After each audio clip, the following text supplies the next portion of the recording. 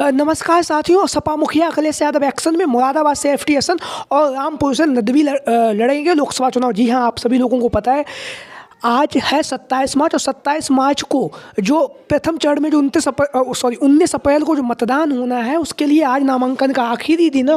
और लगातार अखिलेश यादव जी काफ़ी एक्शन में नजर आ रहे हैं। एक्शन के साथ ही साथ लगातार वह समाजवादी पार्टी की जो बची हुई सीटें हैं जहाँ पर प्रत्याशी अभी तक घोषित नहीं हो पाए हैं, मुरादाबाद और रामपुर की लोकसभा सीट को लेकर लगातार अखिलेश यादव जी सक्रिय भूमिका निभा रहे हैं। और लगातार पार्टी कार्यालय में बहुत ही तेज़ी के साथ पार्टी के जो पदाधिकारी हैं, जो नेतागढ़ हैं रामपुर के, उनसे भी और मुरादाबाद के जो नेता हैं उनसे लगातार बात कर रहे हैं। क्योंकि आप लोगों को पता है सपा मुखिया अखिलेश यादव जी के द्वारा मुरादाबाद की लोकसभा सीट से डॉक्टर एफटी हसन को टिकट दिया गया था। डॉक्टर एफटी हसन आप लोगों को पता ही है सांसद हैं वर्तमान समय में समाजवादी पार्टी के, और इसी के साथ ही साथ वह मुरादाबाद की लोकसभा सीट से ही सांसद होने के साथ साथ वह सदन के अंदर नेता सदन भी थे संसद के अंदर। तो एफटी हसन को अखिलेश यादव जी ने विश्वास जताते हुए इन्हें लोकसभा का टिकट दिया था। लोकसभा टिकट इनके मिलने के बाद लगातार ये क्षेत्र भ्रमण कर रहे थे और लगातार इन्होंने भ्रमण करने के साथ ही साथ इन्होंने 26 मार्च यानी कि 26 मार्च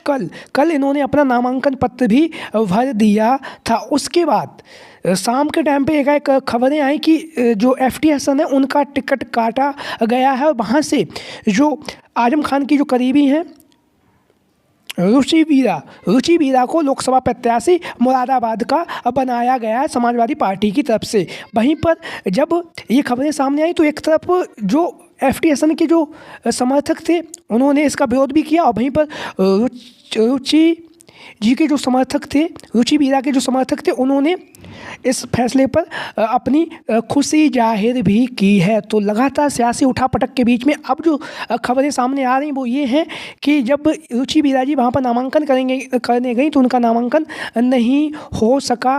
और उसके बाद सपा मुखिया अखिलेश यादव जी के द्वारा जो खबरें सामने आई उसमें से एफटी हसन को ही मुरादाबाद से अभी तक जो सूचनाएं आ रही वो एफटी हसन ही समाजवादी पार्टी की तरफ से लोकसभा प्रत्याशी हैं और लोकसभा चुनाव भी लड़ेंगे। लेकिन स्वयं एफटी हसन ने भी इस बात का दावा नहीं किया, ना ही रुचि वीरा ने, जिन्हें चुनावी मैदान में उतरने के लिए की जो बातें चल रही हैं उन्होंने इस बात को लेकर कोई भी दावा किया, क्योंकि प्रत्याशियों को भी नहीं पता है कि अब आगे क्या होगा। वहीं पर रुचि वीरा ने कहा है कि अगर हम 12:30 बजे के बाद जब नामांकन करने जाएंगे और अगर हमारा नामांकन हो गया तो उसके बाद हम आप लोगों को बात करके इसकी जानकारी देंगे, मीडिया के साथियों से कहा। वहीं पर डॉक्टर एफटी हसन के द्वारा भी कहा गया है कि शाम के 3 बजे तक, जब तक नामांकन का आखिरी चरण नहीं हो जाता है, मतलब जब तक नामांकन खत्म होने की स्टेज पे नहीं पहुंच जाता, खत्म नहीं हो जाता है, तब तक आप किसी को प्रत्याशी नहीं मान सकते हैं। तो लगातार सियासी उठापटक के बीच में लगातार समाजवादी पार्टी के मुखिया अखिलेश यादव जी लगातार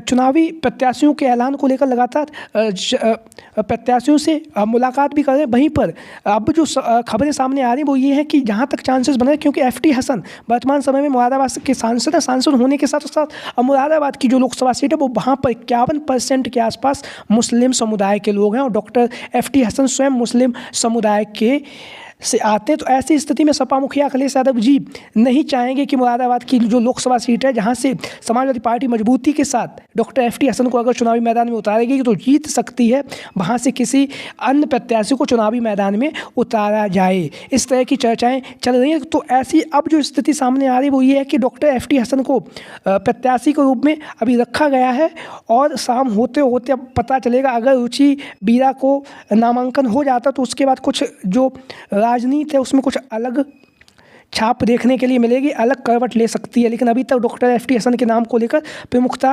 रखी जा रही। वहीं पर रामपुर की जो लोकसभा सीट है यहाँ पर लेकर जिस तरह से आजम खान साहब ने अखिलेश यादव जी को चुनावी मैदान में उतरने के लिए कहा था, तो अखिलेश यादव जी ने यहाँ से चुनावी मैदान में ना उतरने के साथ ही साथ जो इमाम नदवी है, जैसा कि आप लोग इन तस्वीरों में देख रहे हैं, दिल्ली की जामा मस्जिद में इमाम है और इमाम होने के साथ साथ रामपुर से ये जुड़े भी हैं। इनका जन्म भी रामपुर में हुआ, रामपुर की धरती पर इनका गहरा नाता रहा है। तो ऐसी स्थिति में इनके नाम को लेकर लगातार चर्चाएं चल रही हैं। चर्चाएं ये भी चल रही हैं कि सपा मुखिया अखिलेश यादव जी के द्वारा लखनऊ से जो पार्टी का सिंबल है वो अब रामपुर भेज दिया गया। वहीं पर इमाम साहब भी रामपुर में देर रात दिल्ली से रामपुर पहुँच चुके हैं नामांकन करने के लिए। तो लगातार सियासी उठापटक चल रही है। अब ये देखना होगा कि रामपुर की लोकसभा सीट से और मुरादाबाद की लोकसभा सीट को लेकर आगामी समय में क्या रणनीति बनती है और सपा मुखिया अखिलेश यादव जी किसे चुनावी मैदान में उतारते हैं। लगातार असमंजस की स्थिति बनी हुई है। कोई भी प्रत्याशी दावा नहीं कर सकता है कि हम यहाँ से चुनावी मैदान में उतरने वाले हैं, क्योंकि लगातार सियासी उठापटक चल रही है। तो हर इंसान, और उसके साथ ही साथ आप लोगों की क्या राय है रामपुर की लोकसभा सीट को लेकर और मुरादाबाद की लोकसभा सीट को लेकर, किसे प्रत्याशी बनाया जाना चाहिए जिससे कि समाजवादी पार्टी ये दोनों की दोनों जो लोकसभा सीटें हैं ये जीत सके। आप सभी लोग अपनी राय कमेंट बॉक्स में बताइए, और जो भी साथी वीडियो देख रहे हैं वो सभी लोग चैनल को सब्सक्राइब करें, वीडियो को लाइक करें। और रामपुर और आज